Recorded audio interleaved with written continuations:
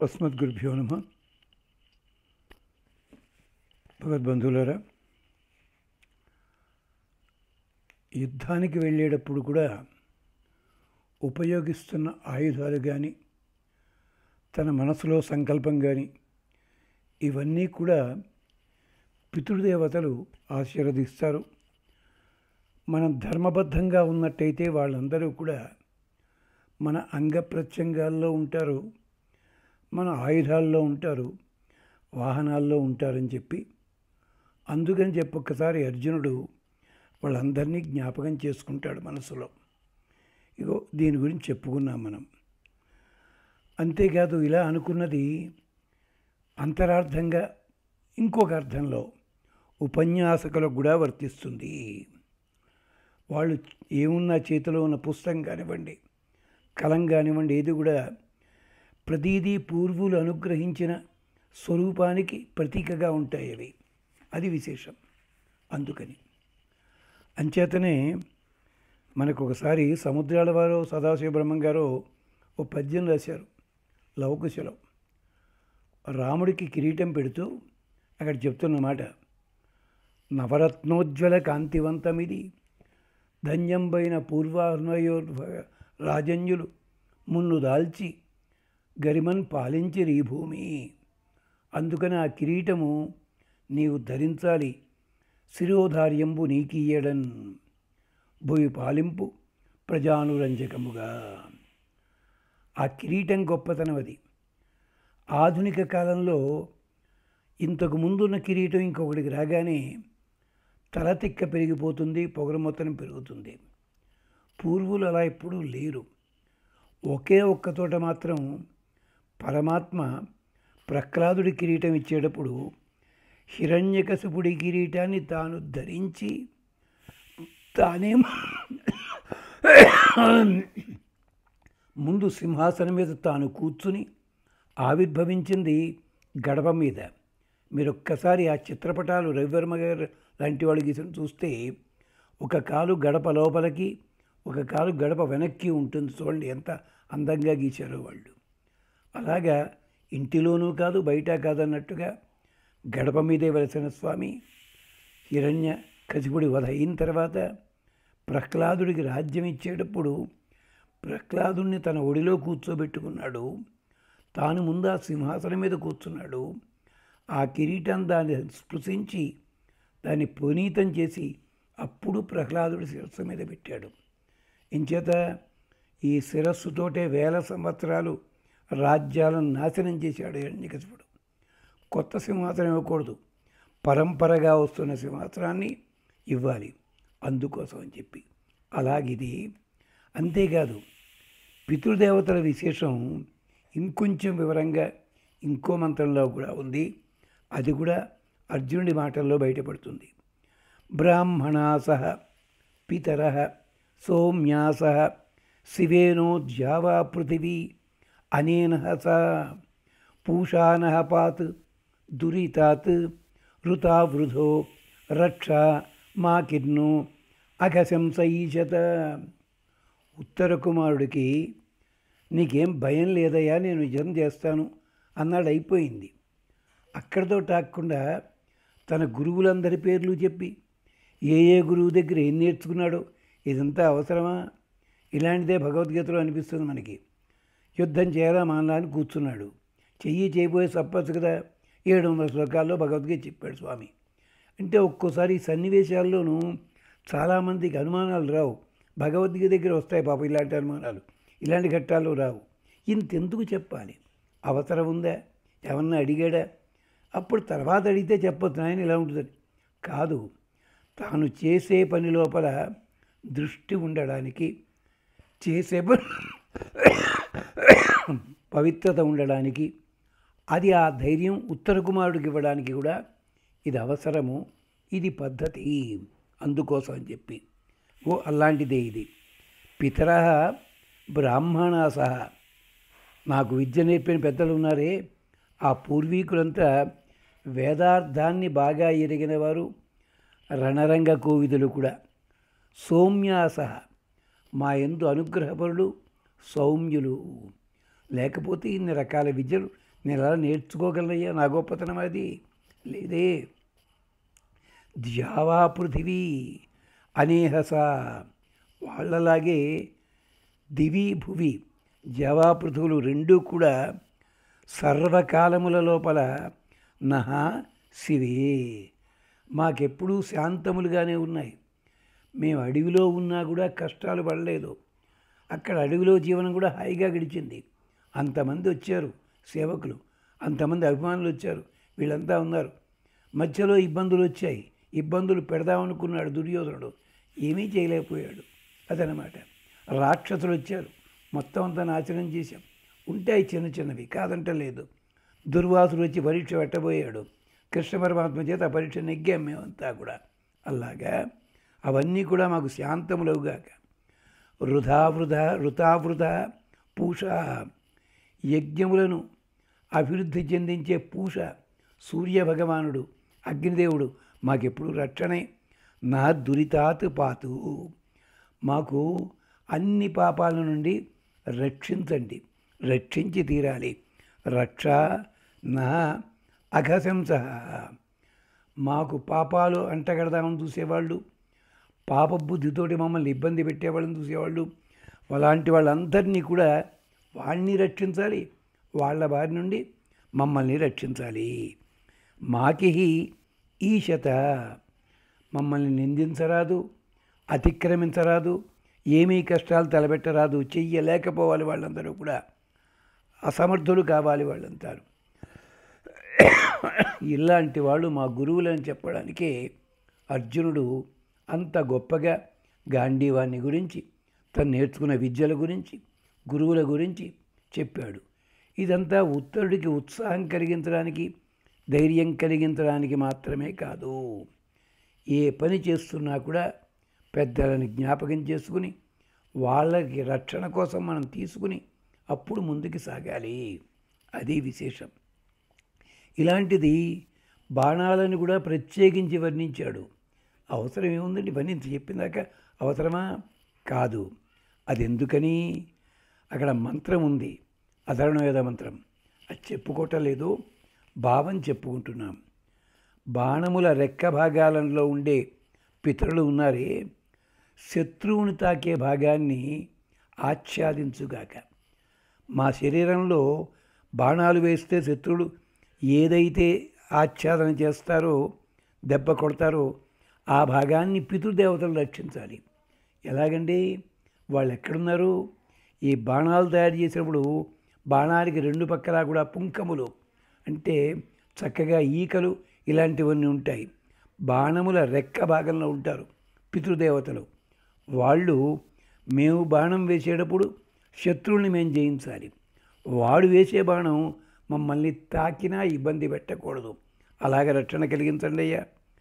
బాణము కొసలుంటాయి, శల్యములు అంటే తీక్ష్ణముగా కొసలుగా ఉంటాయి. ఇది మృగదంతాల్లా ఉంటాయి. అవన్నీ కూడా అలాగే బాణానికి బలం కలిగించే తాళ్ళు, అవి గో సంబంధం కలిగి ఉంటాయి. అంటే ఎద్దు కానీ, ఏనుగు కానీ, పులి కానీ, మేక కానీ, ఇవన్నిటినీ కూడా ప్రేరణ చేసేది కూడా ఎవరు? పితృదేవతలు మాత్రమే. ఇది విష్ణు ధర్మోత్తర పురాణంలో ప్రత్యేకించి ఏ ఏ రకం బాణాలు ఎలా ఎలా చేయాలి అంత అద్భుతంగా వర్ణించారు. వాటన్నిటినీ కూడా జ్ఞాపకం చేస్తాడు అర్జునుడు ఈ బాణముల వర్ణనతోటి. అంతేకాదు, ఈ ప్రేరణ చేసే పితరులు ఉత్సాహంగా వచ్చినంత వేగంతో శత్రువులు కూడా పారిపోయేలా చేయాలి. అది అంచేత పితృదేవతల అనుగ్రహం మమ్మల్ని రక్షించి తీరాలి. అది విశేషం. అందుకనే చూడండి, మనకి మహారాజులు ఉండేవారు. ఆ పరివారం అంతా దేనికి? ఆ పరివారాన్ని చూస్తే చాలు శత్రువులు దగ్గరికి రాకుండా ఉండాలి. మనకిప్పుడు మినిస్టర్లు అంటే కూడా భయం కంటే, మినిస్టర్ల వెనకాలన్న బాడీ గార్డుల కంటే కూడా భయం కాదు. వాళ్ళ వెనకాల తిరిగే తైనాచీలు ఉంటారే, అంటే ఈయనదైతే బ్రాందీల కంపెనీ ఉంటుంది, వాళ్ళకి బెల్ట్ షాపులు ఉంటాయి. ఈయన పక్కనే ఎవడో ఉంటాడు, వాడి పక్క వాళ్ళంతా రౌడీ షీటర్లు. ఇలాంటి వాళ్ళని చూసి భయపడతారు. అది వచ్చిన గొడవ. వెనకటికి మాస్టర్ల చేతిలో బెత్తం ఉండేది, అంటే కొట్టి తీరాలని కాదు, ఆ బెత్తం చేత్తోటి పట్టుకుంటే మాస్టర్ నేర్పే విద్య మీద గౌరవం పక్కన వెళ్ళబెట్టి భయంతో వినయంతో నేర్చుకుంటాడు వాడు. అది అర్థం అక్కడ. అలాగే నట్టువాంగం ఉంటుంది, చేతితోటి వెయ్యొచ్చు, కానీ చిన్న కట్టెలా ఉంటుంది. దాని వెనకాల కూడా అథర్వణ వేదం చాలా బాగా చెప్పింది ఏమిటన్నది. అందుకనే పాతకాలం డ్యాన్స్ టీచర్లు ఆ నట్టువాంగం ఆ ఖండికతోటే కొట్టి చెప్పేవారు పాఠాలన్నీ కూడా. ఇలాంటివి అది అంటే ఈ తరంలో లేదనుకోండి, వదిలేయండి. పాత్రలో అందుకనే వాళ్ళంతా ఎదగలిగారు వాళ్ళు. అది అంచేత బాణానికి మళ్ళీ వేరే ప్రార్థన ఉంది. శస్త్రప్రయోగానికి మామూలే, అస్త్రప్రయోగానికి బాణాలని అస్త్రములుగా ఉపయోగించాలంటే ఆ అధిదేవతల మంత్రాలు నోటికి రావాలి. ఏ వస్త్రం ప్రయోగిద్దామనుకుంటే ఆగ్నేయమా, వారుణమా, సమ్మోహనమా ఇలాంటి వాటి కోసం లోహములు కానీ, వనస్పతులు కానీ, జంతువుల ఎముకలు కానీ, పక్షుల ఈకలు కానీ ఇవన్నీ కూడా ప్రాధాన్యం వహిస్తాయి. అది అథర్వణ వేదంలో చాలా విపులంగా చెప్పారు. మనకి ఇప్పటికే కొంచెం ఎక్కువైంది, అందుకని చెప్పుకోవటం లేదు. అంతేకాదు రుజీతే పరివృణగ్ధి నో అశ్మా భవతాం నస్తనూ సోమో అధిబ్రవీతు నః అదితి శర్మ యచ్చతు. రుజీతే తిన్నగా వెళ్ళే బాణమా, నః పరివృణగ్ధి మమ్మల్ని అంతటా కూడా జాగ్రత్తగా మా చెల్లోంచి వెళ్ళు. ప్రయోగంలో తేడాలున్నా కానీ మమ్మల్ని బాధించవద్దు. మేము ప్రయోగంలో చిన్న పొరపాటు చేస్తాం, చేసినా కూడా జాగ్రత్తగా వెళ్ళాలి. మా మనసుకి తగినట్లు నువ్వు ముందు నడవాలి. ఇదే హనుమత్ స్వామి చెప్పింది. యథా రాఘవ నిర్ముక్త శరః గచ్చేత్ శ్వసన విక్రమ తత్వద్గమిష్యామి లంకాం రావణ పాలితాం. అందరూ చెప్పేది ఏమిటి? రావణి బాణం గిడు తప్పనట్టు పెడతాన్ని. ఇక్కడ అది కాదు. రాముని బాణానుకున్న ప్రత్యేకత ఏమిటో తెలుసిన? ఆయన మనస్సు ఎరిగి పని చేస్తుంది. ఒక బాణం తాటకై ముక్కు చెవులు కోసింది, ఇంకో బాణం కాళ్ళు చేతులు నరికింది, ఇంకో బాణం ప్రాణం తీసింది, ఇంకో బాణం మారీచుని ఎక్కడికో విసిరింది, తిరిగి వచ్చింది మళ్ళీ, ఇంకో బాణం సుబాహుని చంపింది, ఇంకో బాణం చెల్లాచెదరుగా చేసింది. అలాగే మరో బాణము 7 చెట్లని కొట్టి కొండని చీల్చి భూమిని చీల్చుకుని మళ్ళీ వచ్చి చేరింది. అలాగే వాలి మీద ప్రయోగించిన బాణం కూడా వాడిని భూమికి పాతిపెట్టింది, మాట్లాడించింది. రాముడు వచ్చి బాణం తీసిన తరువాతే వాడి ప్రాణం పోయింది. ఇలా చూడండి ఒక్కసారి. యథా రాఘవ నిర్ముక్త శరః గచ్చేత్ శ్వసన విక్రమ వాయువేగంతో పెడుతుంది అది. అలాగా తత్వత్ గమిష్యామి లంకాం రావణ పాలితాం. అది హనుమంతుడు చెప్పిన మాటలో అంతరార్థం. అలాగే పెడతాను నేను. నహతను అశ్మాభవతు సోమో అధిబ్రవీత్. బాబు, నా బాణాలు వదిలిపెడుతున్నాను నేను. వాళ్ళు వదిలే బాణాలకి నా బాడీ ఎలా ఉండాలి? రాతిలా మారిపోవాలి. దెబ్బలు తగులుతాయి కానీ లెక్కలేదు, అలా ఉండాలి. సోమ అధిబ్రవీత్.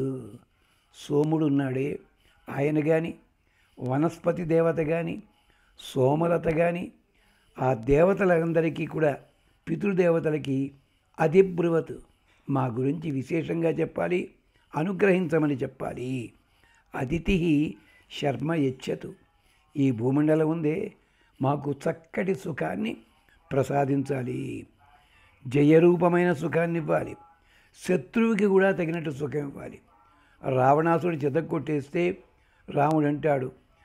రావణాసుడు అంటాడు రాముడి గురించి, శత్రోహు ప్రఖ్యాత వీర్యస్య రంజనీయస్య విక్రమై. ఎంత గొప్పగా బాణాలు తీస్తున్నాడు, ఎప్పుడు తీస్తున్నాడో, ఎప్పుడు తొడుగుతున్నాడో, ఎప్పుడు వదులుతున్నాడో, ఎప్పుడు ఇది వచ్చి మనకు తాకుతోందో తెలియటం లేదు. చాలా బాగుంది. మానవుడా కాదు, సామాన్యుడు కాదు, అలా అని చెప్పి పొగుడుతాడు అక్కడ రామచంద్ర స్వామిని పట్టుకుని. అలాగే కొరడాకి కూడా నమస్కారం చేస్తారు. చేస్తూ ఆ జంగంతి సాన్వేషాం జగనాం ఉపజిఘ్నతే అశ్వాజని ప్రచేతస అశ్వాన్ సమత్సు చోదయ. అర్జునుడు ఆ గుర్రాల తాలూకు కొరడా పట్టుకోవడంలోనే అందం చూపించాడు. అంటే చూడండి ఒక్కొక్కసారి వాళ్ళు ప్రవర్తన ఎలా ఉంటుందన్నది. అంతే తప్ప పట్టుకోవడం మెకానికల్గా కాదు అక్కడ. దాంట్లో శరీరంలో ఒక భాగంలాగనమాట. అది పద్ధతి. మీరు చూడొచ్చు, పెద్ద పెద్ద విశ్వవిద్యాలయాల్లో ప్రొఫెసర్లు ఉంటారు. వాళ్ళు మైక్ పట్టుకున్నా, పెన్ను పట్టుకున్నా, లేదా డస్టర్ చాక్పీస్ పట్టుకున్నా సరే అవి వాళ్ళ శరీరంలో భాగాలుగా ఉంటాయి తప్ప, కొత్తగా ఉన్నవాడితే వణికిపోతూ మైక్ పట్టుకుని ఆ మూతుడుతుంటూ ఇలా మేనర్స్ ఉంటుంటాయి, వాళ్ళకు ఉండవు. అదనమాట. అలాగే అలవాటైన వాడు ఉంటాడు, దానికోసం పెద్ద అడావిడి పడ్డావు, టకటక తీసుకున్నాడు వంటేస్తాడు. ఇది పద్ధతి. అంచేత ఏషాం ఈ యశ్యములు సాను ఆజంఘంతి, పర్వత సానువుల వలె అలాంటి లక్షణం కలిగిన పక్క భాగాలు అంతటా నేను కొడుతుంటాను. అయినా కానీ జఘనాన్ ఉపజఘ్నతే, పృష్ఠభాగాన్ని సమీపించి కూడా కొడతాను నేను. అయినా విశ్వాజని, ఓ ప్రేరకుడా, ఓ కొరడానా, ప్రచేత సహా, ఇలాంటి దెబ్బల చేత గుర్రం ఎదురు తిరగదు. ఎంచేత దెబ్బల్ని బట్టి గుర్తుపడుతుంది ఎంత వేగంగా వెళ్ళాలన్నది. ఓ కొరడా, ప్రేరకమా, ఇలాంటి ఘాతముల చేత ప్రకృష్ట గమనం నుంచి మనస్సు పెట్టేలాగా గుర్రములని సమత్సు ఉపచోదయ. అందుకనే ఆ దెబ్బలన్నీ తిన్న తర్వాత గుర్రం అది కళ్ళెంచి విడిపోయిన పెడిమంత తంతోందో తనటలే. ఎడ్లున్నాయి, ఎడ్లైనా ఒక్కొక్కసారి తంతాయి, కానీ గుర్రాలు అలా చెయ్యవు. ఎడ్లను కూడా కొట్టే విధానం ఉంటుంది. ఆ కొట్టే విధానం మనం చూడాలి, పల్లెటూళ్ళకి వెడితే తెలుస్తుంది. ఎలా కొడితే నడుస్తుంది, ఎలా కొడితే తల విదిలిస్తుంది, వాడికి తెలుస్తుంది. అది విశేషం. అంచేత అలా రక్షించు. అంచేత హస్తగ్రహము దీనికి వర్ణన ఉంది. అంటే చేతికి పెట్టుకునే షీల్డ్ అనమాట. గ్లౌస్ అంటారు వాటిని. అంటే 4 ఆర్మ్ గార్డ్ అంటారు దాన్ని. అలాంటి వాటికి కూడా వర్ణన ఉంది. అంటే పాఠకులకి అవసరమా అనిపిస్తుంటుంది. కానీ బాణాలు వదిలే వేళ, సంధించే వేళ, వదిలేటప్పుడు, వదిలిన తర్వాత నారి తాకిడికి శరీర భాగాన్ని కాపాడుకునేందుకు వీలుగా ఇవన్నీ అవసరమవుతుందన్నమాట. అందుకని అంచేత బాణప్రయోగం ఒట్టి బాణప్రయోగమే కాదు, బాక్సింగ్ పోటీలు ఉంటాయి. ఒకటి బాక్సింగ్ కొట్టుకోవడం కాదు, అంతా అక్కడ సినిమాల్లో విలన్లు కొట్టినట్టుగా కాదు. ఒక్కొక్క దెబ్బని ఎలా తట్టుకోవాలి, ఆ దెబ్బ తర్వాత ఇలాగన్నీ కూడా అర్జునుడు తాను చూపించాడు, మహానుభావుడు. అది లేకుండా ఉన్నామనుకోండి దెబ్బతింటాం. అంచేతనే మహారథికులంటే ఎవళ్ళు, అవతలవాడు ఎలాంటి వాడో చూడగానే గుర్తుపట్టేవారు వాళ్ళు. అది పద్ధతి అనమాట. ఒకప్పుడు మేము వాలీబాల్ మ్యాచ్లకు కానీ బ్యాడ్మింటన్కి కానీ పెడితే మా కెప్టెన్ మాకు ట్రైనింగ్ ఇచ్చేవాడు. ఆ వాలీబాల్ మ్యాచ్లో వాళ్ళు నిలబడ్డ పొజిషను, లేదా బాస్కెట్బాల్లో, లేదా మరో దాంట్లో వాళ్ళు అలా నిలబడ్డ విధానం, చూచే విధానం, దాన్ని బట్టి వాడికి ఎంత ఎక్స్పీరియన్స్ ఉంది గుర్తుపట్టాలని చెప్పేవారు మా ఫిజికల్ డైరెక్టర్ గారు. డ్రిల్ మాస్టర్ అనేవాళ్ళం. పెద్ద ఆయనేమో ఫుల్ పీడీ, చిన్న ఆయనేమో హాఫ్ పీడీ అంటుండేవారు, అర పీడీ అని చెప్పి. తమాషా 60-70లో పేర్లు అలా ఉండేవి. ఇప్పుడు డ్రిల్ మాస్టర్లు అంటే కూడా తెలియదు ఎవరికిను. ఇంచేత స్కూళ్ళు ఉన్నాయి, బిల్డింగ్లు ఉన్నాయి, ఇక్కడ ఆట స్థలాలు ఎక్కడున్నాయి ఎవరికి తెలియదు. అలాగా ఆయుధాలను చూడగానే కూడా తెలుస్తుంది, వాటికి నమస్కరించబద్దవుతుంది. ఇలాంటి విశేషాలు ఇంకా ముందు చెప్పుకుందాం. అంతవరకు స్వస్తి.